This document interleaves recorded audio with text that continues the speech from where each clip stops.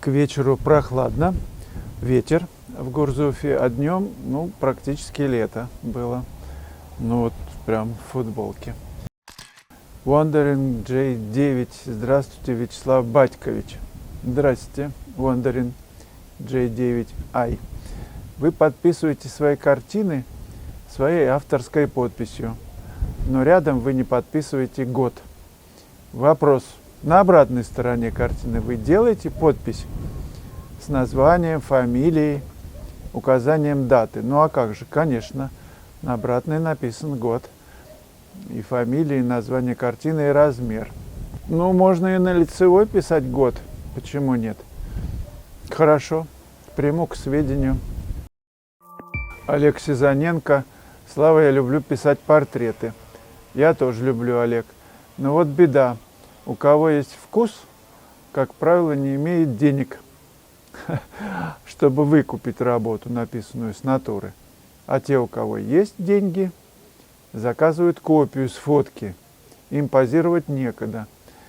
И тогда я сам от такой халтуры отказываюсь. В результате в мастерской куча портретов, которые на выставках побывали, а потом на стеллажах пылятся. Что вы с этим богатством делаете?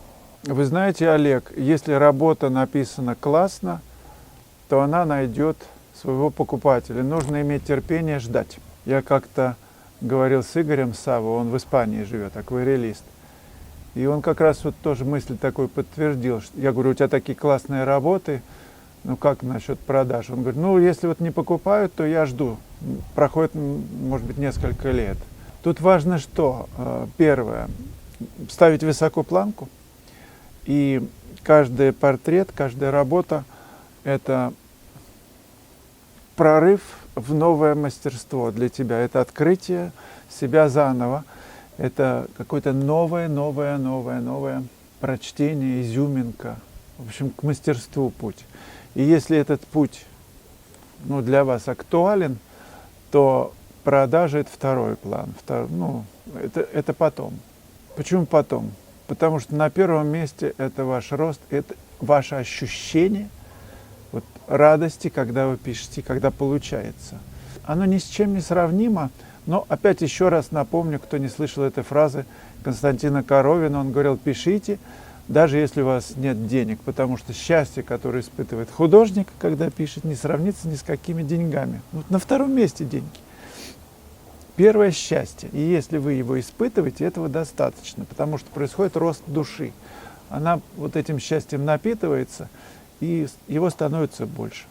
А раз так, если его становится больше, если вы его излучаете, то то к этим лучам непременно, обязательно придут погреться те, кому это надо. Пыляться и пыляться, ничего, придет время. Выкладывайте их в сеть, пусть видят. Но на первом месте мастерство. И если вы чувствуете, что портрет, который побывал на выставках, которого все видели, и вы же растете, и вы видите, что здесь я все-таки допустил ошибку, но думайте, может быть, следует ее исправить. Скажете, нет, модели уже прошло, состояние. Ничего, я бывает так, что исправляю. Я иначе просто, зачем тогда? Я не успокоен. Пусть пылятся, ничего страшного. Меняйте экспозицию почаще, перевешивайте. Пусть близкие, вы радуетесь. Фешин, когда эмигрировал в Америку, был период, когда он выставлял свои работы в Нью-Йорке. Это на другом конце Америки. И были моменты такие времена, когда у него не покупали ни одной работы.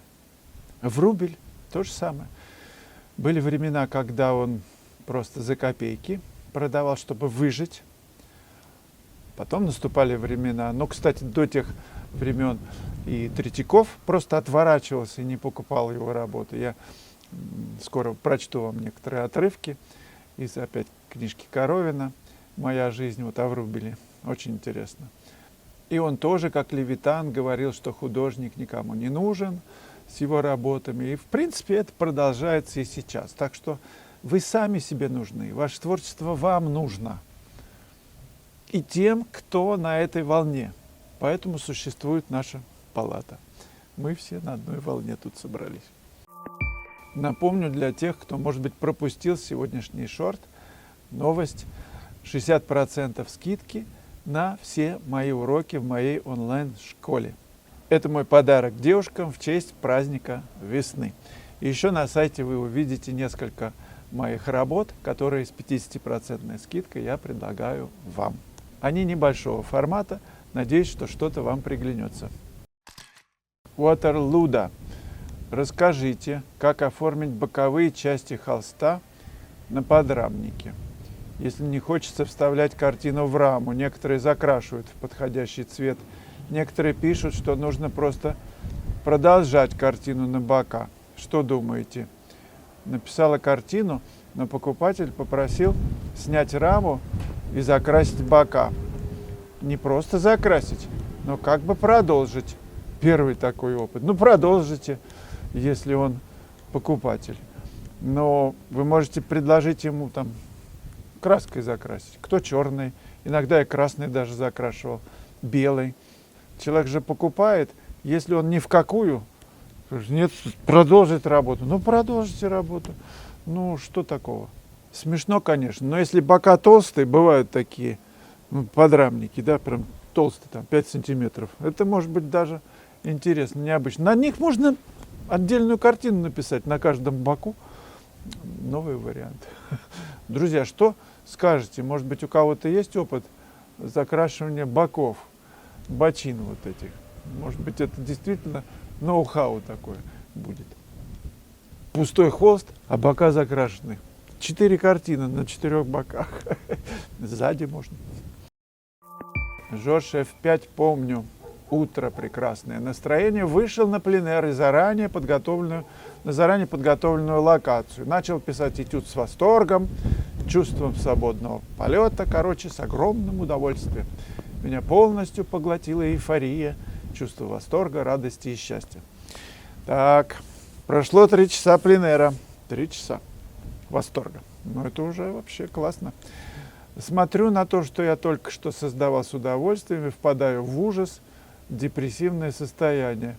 У Мыльникова такое было тоже. Он великий, в общем-то, художник, извините. Все по струнке стояли в академии, когда он шел. И он то же самое. Писал свои шедевральные работы с таким же восторгом. На утро, правда, не через 3 часа, а на утро просыпался, подходил и, боже мой, какое ничтожество. Все счищал, переписывал. Это нормально, абсолютно. Депрессивное состояние. Ну и что? Это же творчество. Вы рожаете, по сути, то, чего не было никогда. Но в муках оно идет. Девушки подскажут. Жорж, на холсте нет ни дымки утреннего неба, ни легкого ситца березовой рощи, как поэтично пишете, прозрачного ее отражения в реке, а чистая, как слеза младенца, речушка выглядела болотным, грязным месивом из краски. Так, в сердцах порвал этюд и выбросил, потому что решил, что плодить уродство даже с удовольствием — это сгубить себя и свою душу, а уродства и так хватает. С тех пор решил писать особенные этюды не только с одним удовольствием, а, выражаясь художественным языком, то, что вижу и как вижу грамотно, чтобы не краска, наложенная на холст с удовольствием, была видна, а превращалась в свет, цвет, материализовалась в объективную реальность, воздух, туман, небо, воду, растительность и так далее. Замечательное открытие. Вообще убедительность — это самое, наверное, основное в живописи. Что бы вы ни писали, как бы вы ни писали, мы пишем, понятно, ощущение своего восприятия, да, вот это вот чувство такого вот полета. Но убедительность, правда — это основа. Вот если ее нет, даже в каком-то дизайне там сумасшедшем, вас это не убеждает. И, ну да, можно порвать к чертовой матери все. Убеждать должно. Так что я на вашей стороне. Рвать я бы не стал бы, но это можно в сердцах. Можно и порубать все, да, ничего. Это рост. И Жорж продолжает, для себя сделал еще глобальный вывод, что когда пишешь этюд, картину, никогда не думать в это время о выставках и продажах. Ну это да, однозначно, конечно. Хирург ну, например, платная хирургия, если он будет думать, так, сколько мне заплатят, я сейчас рубану тут, вот отсеку там что-нибудь в теле человека. Сколько ж мне заплатят, а? Ну, что вы думаете? Он, конечно, нахватает, столько на отсечет, чтобы побольше заплатили. Или книжки, например, есть такие. Ну, описание какого-нибудь там, я не знаю, чего-нибудь, заката, на 10 страницах, да? Конечно, это будет мешать. Положил мазок там, как счетчик у таксиста. Тик-тик-тик-тик-тик-тик. Так, ага, так, 1000 заработал. Еще, ага, 2000. А вот этот мазок еще на 4 тянет. А вот так вот вообще пяток. И все это вместе суммируется. Калькулятор работает. Не, ну, конечно, это плохо. Николай Чистилин, даже если ты создал что-то в одном, будь то картина, музыкальное произведение, роман, стихотворение, что можно назвать гениальным, то ради этого стоило жить. О, не может человек все время творить шедевры. Конечно, не может.